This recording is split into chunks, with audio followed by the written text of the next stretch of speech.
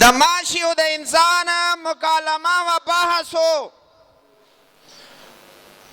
نو دا انسان ورته وی چرته ډیرانی الته ماشي چرته نالی الته ماشي چرته خلق تنګي ادا ماشي نه ټوله شپه به خلکو ته غوږ کې بنګ بنګ کوئ خلکو باندې به چکونه لګوئ خلک به هم پریشانه کړي خلک تاسو نه ټوله تنګي تاسو ډیر بیکاره یې ماشو چرته په ګندګۍ باندې تاسو یې په نالۍ باندې تاسو یې او په خراب ځایونو کې تاسو یې خوب ته تاسو څوک نه پرېږدئ خلک تاسو نه تنګي ماشو تاسو ډیر خراب یې او ورته وي چپه ماشي ورته څه وایي چپه ته ما پیژنې زه څوک یم وی زه هغه څوک یم او د هغه سړي د قبیلې ما چې زما یو ګوډ روره چې نمرود ده به د خدایۍ دعوه کړې وه او زما یو ګوډ رور یې دې پوزه کې ننوته نو ټوله خدایي وله ختمه کړله پیژنې که نه نمروده چا لیدلی اول به یې خلکو ته وی چې راځئ ما ته به څه کوئ سجده څه به کوئ او چې ماشي پوزه کې ننوتو بنګ بنګ بنګ به یې ورته کول نو یو وزیر ورسره ولاړو هغه ته وی دا سر راله یو څپېړه ووخ نو چې یو څپېړه یې والا دا سر ووخو نو ماشي غلی شو نو ده لږې سترګې وغړېدې نو یو ساعت بس بیا ماشي بنګ بنګ هغه ته یې وی یو بله څپېړه راکړه بله څپېړه یې ورکړه نو بیا لږ غلی شو نو بیا یې ورته بیا یې چې بنګ بنګ کړ اخر کې وزیر ورته وی ما له خو دې لاس ستړی کړو زه به تاله به ډبه ډبه ډبه ډبه ډبه ډبه دا خو ګران کار دی نو دې سره څه چل وکړو چې ډب راکړې نو هلک په خلار شي که نه ول باچا اسانه دا د تا له ملاقات له ډېر خلک راځي یو چیتره به کیدو چې کم راځي نو اول به تاله په دې سر چیتره رابغئ نو ماشي به کیني نو بیا به تا سره خبرې کوي نو زه به هم نه ستړی کېږم او کار به اسان شي نو ویل ښه نو اول یې ویل چې ما ته به سجده کوئ چې کله ماشي خپله کاروایي وکړه نو بیا وی ماله به دا سر په چیتره وښی ووایه سبحان الله دا د ماشي کارنامه ده که نه منې که نه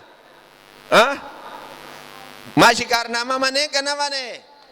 او تاسو هم څه کارنامه کوئ که نه ما ته غوږ کېږدئ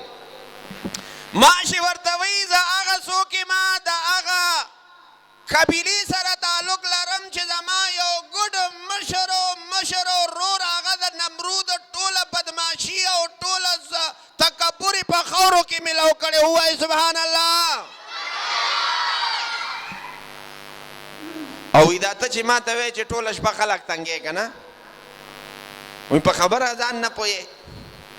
وی دا خو دا زبرګان چې ټوله شپه راپاسي د شپې 2 بجې تهجد کوي نو تا ته پته دا څوک راپاسئ ماشي ورته وی دای مونږ راپاسو خپې وله ښکلو یاله یې پرېږدو چې تهجد وله راپاسي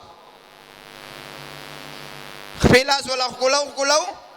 هله یې پرېږدو چې څه له راپاسي که تاسو ما نه ډېر خفه یې چې جرمانه م کړم جرمانه م کړم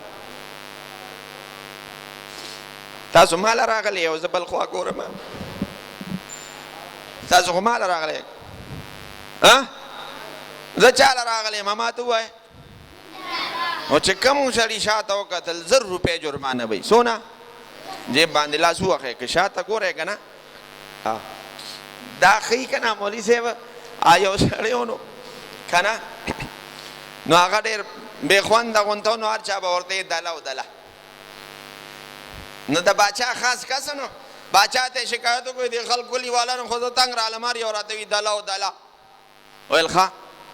بس هغه وی چې چا درته دله ووایي نو 5 روپۍ به جرم وي څونه نو چې داسې ډېر د بې خوندۍ کار به یې وکړو نو بیا به ورته خلکو په جیب په لاس وي چې 15 روپۍ اوس چا سره دي نو بس دا به یې ورته وي یې خو بس 15 روپۍ نشته نو که نه ویلي به مې درته جرمانه به یې که کم سړي بل خوا وکتل زما عزتمندو